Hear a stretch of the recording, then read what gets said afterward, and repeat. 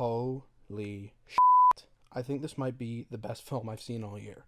Yo guys, welcome to RGTV, and this is going to be my review for Godzilla Minus One. Spoilers ahead. Now before we get into the fangirling by me here, I want to say that I only had two real gripes about this film. One I will save till the end, but the first one is that this main actor, Ryanosuke Kamiki, kind of overdoes it in a few scenes. But I guess I'm saying that because I'm not Japanese, because it's a different language and it's different inflections from English. I'm not saying he's bad, he just could have done a bit better, especially compared to some of the other actors. Okay, on to the pros. When the hell was the last time you saw a great dad story, or family story for that matter, considering no one can look at Disney and say that's for families anymore, because this did it so well despite the quote-unquote family not even being related. The film takes place kind of right after the bomb was dropped. They don't show it, but they show the destruction. So to all those people who wanted a Japanese perspective on Oppenheimer, here you go. And yes, you can watch this and Oppenheimer back to back. Sure, it'll set you back about 5 hours, but it's worth it. The CGI and sound are the biggest pros and the biggest things about this film that are needed to make it work. If you're going to see this, see it in IMAX first of all. Second of all, it doesn't matter if you're a casual fan, a normie, a lifelong nerd like me, you will enjoy this film. If you're looking for a great Godzilla film, yeah, you'll love it. If you're looking for a story among steaming piles of burning trash that Disney has shot out in recent years, you're going to love it. The whole film is about post-war drama, and I'm glad to say the humans are a standout, which is more than I can say for Monarch Legacy of Monsters right now. Review on that coming soon. Even When Godzilla Isn't On Screen is a great film, and they shoot from the perspective of someone on the ground. Like, were you to look up, you wouldn't be able to fully see this creature rampaging about.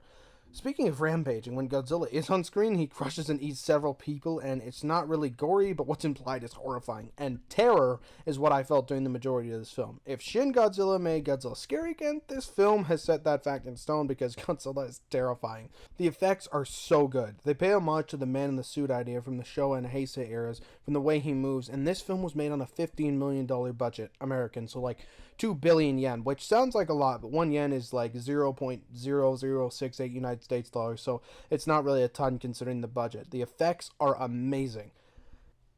Let's not talk about the score. While Shiro Sagisu used a lot of his previous work and some of Akira Ifukube's work for Shin Godzilla, he still came up with an amazing soundtrack with pieces just created for the film. The standouts being Who Will Know in Persecution of the Masses, but what Naoki Sato has done here is amazing. The standouts of his work, I think it's a he, being the way he does Akira Ifukube's Godzilla theme, but also his original pieces, more specifically the piece that plays when Godzilla launches his atomic breath. This story is very much a character-driven one. The main character is an ex-kamikaze pilot who feels that he's cheated death too many times, not only with the war, but when an outpost is attacked by a juvenile Godzilla and almost all of the people are killed, and during the Tokyo attack. We follow him as he's trying to get over his trauma from the war and Godzilla while trying to provide for his family, who is a lady and her adopted daughter. And I'm sorry, but this little girl, Akiko, is so cute! Several times in the theater, I actively went, "Aw." Anyway, the story is amazing, and props to Takahashi Yamazaki. Now let's talk about Godzilla himself. This design is one of the most terrifying ones ever conceived, in my opinion. It's not as scary as Shin Godzilla, but it's up there. His appearance is in many ways an homage to what Tomoyuki Tanaka came up with in the 50s, but they also were able to take some liberties with it. He's not that big. Legendary and Shin are definitely bigger. I think this one is only like 1 meter taller than the original one from 54, but he's still huge. They had more liberty when creating the juvenile version, even though that design only appears in one scene. It is very unique, and the red eyes are a nice touch. As for the roar, it's essentially an updated version of the original leather glove on the double bass with the lion and elephant sounds idea, but they've added more effects to it and cranked the shit out of it to shatter your eardrums into pieces. Once again, going back to that sound aspect, it is really the element that ties the film together. But the best part about this one is the atomic breath, because usually the atomic breath is like a laser that also emulates fire, and there have been some more unique takes on it, such as Godzilla Earth, Ultima, Shin, Godzilla vs. Destroyer, and the Millennium Spiral. But this one is absolutely terrifying, because as he's powering up, his absolutely jagged dorsal plates pop out of him and then back into themselves when he fires, and it's more like a gun, because he shoots it and then causes a nuclear explosion. What more do I have to say to convince you that that is so flipping awesome? It's not even funny. They also come up with a unique way of finishing Godzilla off as well. They sink them down to the depths of the sea and pressurize him, then rapidly bring him back up to damage him. But they don't know if it'll work, since this version can regenerate, which is a nice surprise. They pressurize him, and with some extra help from several civilian boats that'll give you Dunkirk vibes, bring him up to create whatever monstrosity you call a white decomposing Godzilla, and then finish him when the main character, Shikishima, kamikazes his plane into Godzilla's mouth and ejects just in time, and the day is saved. Or is it? Because we see a piece of Godzilla beginning to regenerate at the end, so maybe he's okay. And when you look at the numbers, this has more than made its budget back, and positive word of mouth will aid in it as well. If there is a sequel, I'm keen to see how they'll design other kaiju like Rodan, Mothra, and King Ghidorah. But you thought I was done? No. You recall earlier when I said I'd save my biggest problem till the end? Well, here it is. Godzilla fires his atomic breath for the first time in front of like 20,000 people and it causes a nuclear explosion. And my biggest problem is this character, Noriko. Because not only earlier did she survive getting eaten on a demolished subway train, but here, guess what? Somehow, after Godzilla causes a nuclear explosion that causes debris to fly everywhere and several thousand to be instantly vaporized, she not only has the time to push Shikishima out of the way, but somehow survives getting taken off her feet and blown back probably a mile with debris flying all around her, and she's in the hospital with just a head bandage and a cast on her arm. What the f***? Either have her stay dead, which is what should have happened, because now it takes away Shikishima's extra motivation against Godzilla, or just don't kill her and have her survive. Never in a million years did I think the issue of characters never stay dead would translate over to a Japanese film about a giant radioactive lizard, because it's infuriating. And this is the reason why it's holding me back from a 10 out of 10. It's just a real shame. Okay, on to the roles. Ryunosuke Kamiki is by no means a bad actor. He's actually quite good, but he can come off flat and overacting a few scenes, and it'll just kind of get a chuckle out of you. Minami Hamabe, who plays Noriko, is alright with the little screen time she gets. She can come off as annoying at times, but I'm willing to look past it.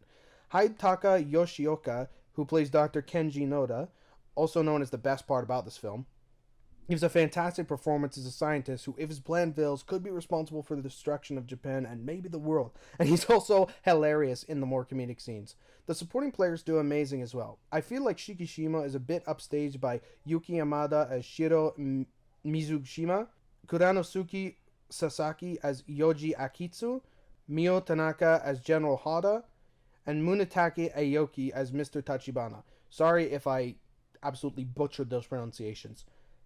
They all give amazing respective performances, have been traumatized by the war and tired of being blown up, but they also bring heart and comedy to their performances, and every character is likable, which is something you rarely see these days in a film in general. So, if you're looking for an entertaining Godzilla movie with amazing soundtrack, great performances, even better visual effects, and a damn good story, then maybe go see Godzilla Minus One. You will have to read the subtitles, but if you don't mind that, then you'll have an amazing time with it, which is more than I can say for most films these days. Who knows? Maybe people want to see more of this type of thing instead of agenda posting ESG garbage with forced diversity and writing. And just maybe, if we had more films like this, things wouldn't be so Okay, now normally I would end it there, but at the time I'm recording this, the Godzilla x Kong, the new Empire trailer has just dropped, and I wanted to give my quick thoughts on it. So, first of all, that's a great trailer, and I love it. What concerns me a bit is that Godzilla has, become purple, and it's weird because last time he was shooting the spiral thing, maybe it's just an homage, but last time he was doing that it meant he was gonna melt down and die, so hopefully that doesn't happen. His design is absolutely amazing. It's giving me Millennium vibes and I really like it. Kong's back as well. It seems they are going in the direction of the Son of Kong thing, so the leaks were kind of accurate. I'm hoping that some classic Toho monsters show up. I don't know about Rodan, but from leaks they said Mothra shows up for a scene or two, so I don't know. We'll have to see. The humans, I don't know. It looks like they're going to be doing better with them. Bernie's back from Godzilla vs. Kong, so is Gia, so is Rebecca Hall's character. And then a new character played by Dan Stevens. Apparently it's not Steven Randa or whatever I said he was in that other video. It's a guy called Trapper. Anyway, Godzilla and Kong have finally teamed up. The Scar King looks amazing. It's giving me Planet of the Apes vibe, so hopefully Godzilla doesn't show up in the last 10 minutes and is just evolving the whole thing. But I don't know. We'll see how things go. Hopefully this is good. Hopefully Mother shows up. I don't know. And yeah, I'm going to see it first day. I'll review that when it comes out. Also, stay tuned for my Monarch Legacy of Monsters review. It's not been good so far, guys. I hope it gets better. But we're 4 episodes in now, and there's 10. So I guess we'll see in the new year, because that's when it finishes. So, with all that being said, I'm RG Suarez, signing off.